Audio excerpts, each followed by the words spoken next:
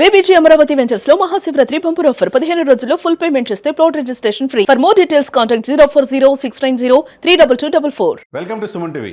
జనసేన పార్టీలో మార్పు మొదలైందంటే మొదలైనట్టు స్పష్టమైన సాంకేతికాలు వస్తూనే ఉన్నాయి. ఎందుకంటే ఒకవైపు అరవసీద రైల్వే కోడూరు ఎమ్మెల్యే మీద విచారణ జరుగుతూ ఉంది. తమ్మిరెడ్డి శివశంకర్ గారి ఆధ్వర్యంలో ఈరోజు సాయంత్రం కల్లా ఆ విచారణ పూర్తవుతుంది. నిన్ననే ఆయన హాజరయ్యి ఆధారాలు ఇచ్చారు. మరి క్షేత్రస్థాయిలో జనసేన పార్టీ క్రియాశీలక సభ్యుల నుంచి కూడా ఈ కమిటీ మెంబర్స్ అన్ని కూడా తీసుకున్నారు. రేపు అధ్యక్షుల వారికి రేపు సాయంత్రం అయిపోయిన తర్వాత నివేదిక పవన్ కళ్యాణ్ గారికి ఇవ్వడం జరిగింది. ఆ తర్వాత పవన్ కళ్యాణ్ గారి సలహా మేరకు పార్టీలో ఆయన ఉంచాలా లేకపోతే సస్పెండ్ చేయాలనేది నిర్ణయం తీసుకుంటారు. ఇంకోవైపు ఇదే సమయంలో బొలిశెట్టి సత్యనారాయణ విశాఖపట్నం చెందిన సీనియర్ నాయకుడు మొదటి నుంచి 2 దశాబ్దాలుగా పవన్ కళ్యాణ్ గారితో పాటు ఉండి పర్యావరణం కోసం, పర్యావరణ హితం కోసం సుప్రీంకోర్టు దాకా కేసులు వేసి పర్యావరణం కాపాడుతున్న గొప్ప వ్యక్తి పార్టీ కార్యక్రమాలకి దూరంగా ఉంటూ కొంతకాలం పాటు దూరంగా ఉంటాడని ఆ పదవులకన్నిటికీ కూడా రాజీనామా చేశాడు. ఎందుకు ఇట్లా జరుగుతూ ఉంది? ఒకవైపు పార్టీ ప్రక్షాళన అని చెప్పేసి నిన్న కాక మొన్న పార్టీలో ఎమ్మెల్యేలని, ఎంపీలని అందరినీ క్రియాశీలక సభ్యులందరూ కూడా వార్నింగ్ ఇచ్చారు. క్షేత్రస్థాయిలో ఎందుకు మీరు తీసుకెళ్ళలేకపోతారు? నాయకుడిగా నేను ఒక్కడే చేయాలా? మీరేం చేస్తున్నట్టు? ఎమ్మెల్యేగా మీ పని లేదా అని చెప్పి మొత్తానికి ఫుల్గా క్లాస్ పీకినట్టుగా మనం చూసాం. సరే, ఏదేమైనా కానీ 4.5 దశాబ్దాల అనుభవం ఉన్న పార్టీ తెలుగుదేశం పార్టీ. మరి చంద్రబాబు నాయుడు గారు ఆ రోజు స్కిల్ డెవలప్మెంట్ కేసులో గత ప్రభుత్వ హయాంలో రాజమండ్రి జైల్లో 52 రోజులు ఉన్నప్పుడు ఆ పార్టీ, ఎందుకంటే స్ట్రాంగ్ పిల్లర్ క్రియాశీలక సభ్యులు ఉంటారు, ఏం చేయలేని అచేతన అవస్థలో ఉన్నప్పుడు ఆ రోజు లోకేష్ గారు కూడా పాపం ఢిల్లీ దాకా వాళ్ళ నాన్న కాపాడుకోవడానికి యువగలం పాదయాత్ర ఆపి వెళ్ళినప్పుడు ఆ పార్టీకి ఆక్సిజన్ అందించింది ఎవరు?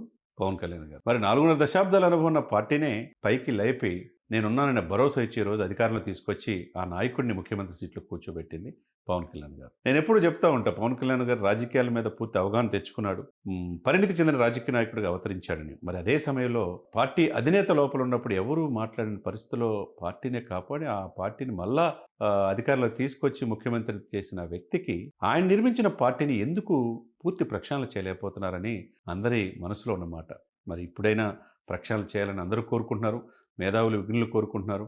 ఎందుకంటే దశాబ్దము కళ, సొంత డబ్బు ఖర్చు పెట్టి పదవికాంక్ష లేకుండా ప్రజల శ్రేయస్సే పరమావధిగా ఈ దేశం బాగుండాలి, రాష్ట్రం బాగుండాలి, ప్రజలు బాగుండాలి, ప్రజల యొక్క కుటుంబాలు బాగుండాలనే ఏకైక లక్ష్యంతో ఆయన అహర్నిశలు కష్టపడింది ఈ దేశం మొత్తానికి తెలుసు. అందుకే ఈయన పవన్ గారు తుఫాన్ అని మోదీ గారు అన్నారు. అందుకనే ఇతర రాష్ట్రాల్లో కూడా ఆయన పిలుస్తూ ఉన్నారు. కట్ చేస్తే నిన్న కూడా తెలంగాణలో ఎప్పుడు లేని విధంగా ఒకవైపు వైసీపీ అసలుకి పోటీ చేసే పరిస్థితి లేదు, టీడీపీ చేసే పరిస్థితి లేదు. కానీ జనసేన క్షేత్రస్థాయిలో మున్సిపల్ ఎన్నికల్లో పోటీ చేయబోతున్నారు.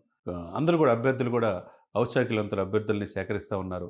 క్షేత్రస్థాయిలో ఇన్ఛార్జీలు తిరుగుతూ ఉన్నారు. రామ్ తాలూరు గారి నేతృత్వంలో అందరూ పనిచేస్తున్నారు.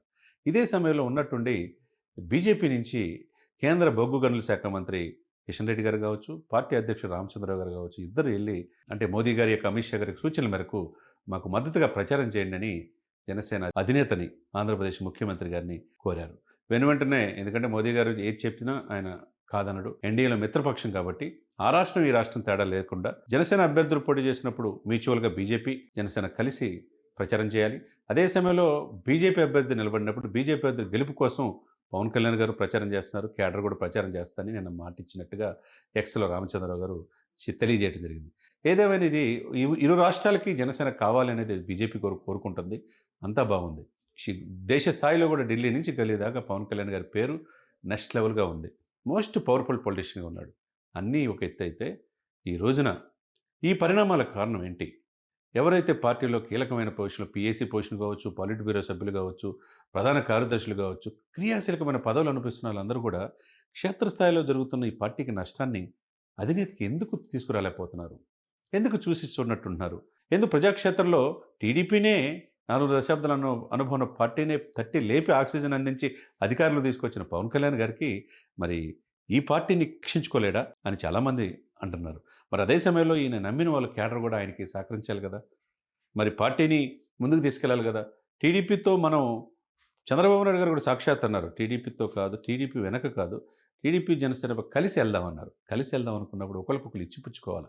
చంద్రబాబు నాయుడు గారి ఫోటోతో పాటు ప్రభుత్వ కార్యాలయంలో పవన్ కళ్యాణ్ గారి ఫోటో ఉందంటే ఈక్వల్ టు సీఎం లాగా ఆయన పరిపాలన అందిస్తున్నారు.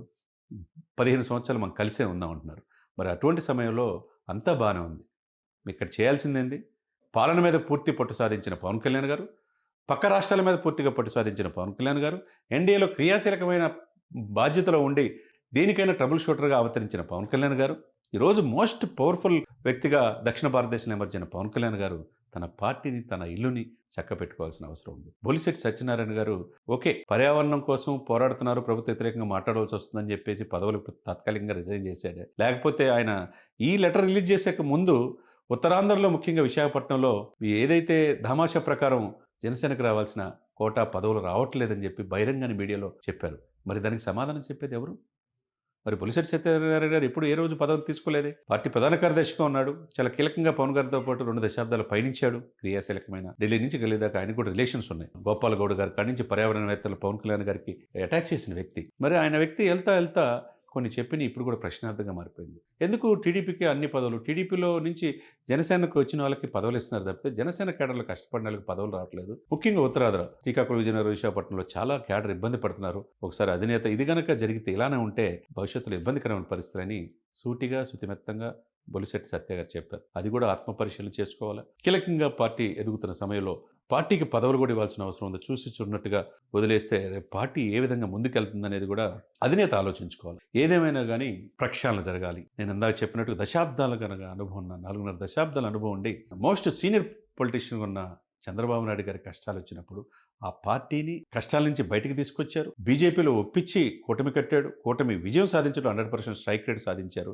ఈ రోజు ఆయన్ని మరలా ముఖ్యమంత్రి చేసిన ఆ వ్యక్తి నిర్మించిన పార్టీకి కాపాడుకోవాల్సిన బాధ్యత ఎవరిది ఉంది? ఆయనదే ఉంటుంది. కాబట్టి ఏదైనా కానీ మంచి, ఎప్పుడు చిరంజీవి గారు ఒక మాట చెప్తారు, చెడు చెవిలో చెప్పండి, మంచి 10 మందిలో చెప్పండి అని. మంచి జరగాలని ఆకాంక్ష ఉంటే నేనైనా ఎవరైనా మంచి సిద్ధాంతాలతో మిగతా పార్టీల కంటే భిన్నంగా ప్రజల మనసు కోరి ప్రజల కోసం పార్టీ పెట్టి ప్రజల కోసమే పనిచేస్తున్న పవన్ కళ్యాణ్ గారు ఈరోజు దేశానికి కావాల్సిన వ్యక్తి. ఈయన ఉభయ తెలుగు రాష్ట్రాల సంపద కాదు, దేశ సంపద అని మనం చెప్పుకుంటున్నాం. ఎక్కడ హిందూ దేవాలయాల మీద దాడులు జరిగిన, గుడుల మీద జరిగిన, పక్క రాష్ట్రాలు ఇబ్బంది జరిగిన నేనున్నాననే భరోసా ప్రజలకు ఇస్తున్నాడు. మరి అటువంటి వ్యక్తి నిర్మించిన జనసేన పార్టీ ప్రాంతీయ పార్టీ అయినా కానీ జాతీయ భావజాలంతో ఉన్న పార్టీ మనది అని చెప్పి పలు సందర్భాలు చెప్పాడు. ఢిల్లీ స్థాయికి మన యూత్ ఎదగాలన్నప్పుడు మరి జనసేన పార్టీని పూర్తిగా సంస్థాగతంగా క్షేత్రస్థాయిలో పనిచేసిన వాళ్ళకి పదవులు ఇచ్చి అది మానిటరింగ్ చేసుకుంటా ఎప్పటికప్పుడు there is no second layer, ఎవరో మీద ఆధారపడకుండా క్షేత్రస్థాయిలో నివేదిక తెప్పించుకొని పార్టీని ముందుకు తీసుకెళ్లాల్సిన బాధ్యత పవన్ కళ్యాణ్ గారి మీద ఉంది. మరి ఆ దిశగా జనసేన పార్టీ ముందుకెళ్తుందని, ఆ పార్టీ మంచి వైభవంలో భవిష్యత్తులో చాలామంది పార్టీలో జనసేన వైపు చూస్తూ ఉన్నారు. పవన్ కళ్యాణ్ గారితో ఉంటే మన రాజకీయ జీవితం బాగుంటుందని. మరి ఆ విధంగా పనిచేసే వాళ్ళకి పార్టీలో ప్రాధాన్యత ఇచ్చి, ఎవరైతే ఔత్సాహికులు ఉన్నారో నీతి నిజాయితీగా పనిచేసే వాళ్ళని పార్టీలోకి ఆహ్వానించి, ఎవరైతే అవినీతి ఆరోపణలు ఎదుర్కొంటున్నారో, పార్టీ జెండా పట్టుకొని అక్రమంగా ధనార్జన చేస్తున్నారో వాళ్ళని పార్టీ నుంచి తొలగించేసి పార్టీని బతికించుకోవాల్సిన పరిస్థితి ఆసనమైంది. ఆ దిశగా ఏదైనా కానీ 2 సంవత్సరాలు కాబట్టి, భవిష్యత్తులో ఇంకా 3 సంవత్సరాలు ఉంది కాబట్టి పదవులు అనేకం వస్తూ ఉంటాయి. వీళ్ళకి కావాల్సిన ఓటాలు అడిగి తీసుకోవాల్సిన బాధ్యత అధినేతగా ఉంటుంది. కాబట్టి అదే సమయంలో పార్టీని బతికించుకొని భవిష్యత్తులో ముఖ్యమంత్రి పవన్ కళ్యాణ్ గారు అయ్యే అవకాశాలు కూడా స్పష్టంగా ఉన్నాయని మేధావులు, విజ్ఞులు చెప్తున్నమాట. మరి కాలము ఏ విధంగా ముందుకెళ్తుందో, జనసేన పార్టీ ఏ విధంగా ప్రజల మన్ననలు పొందుతుందో వేచి చూద్దాం.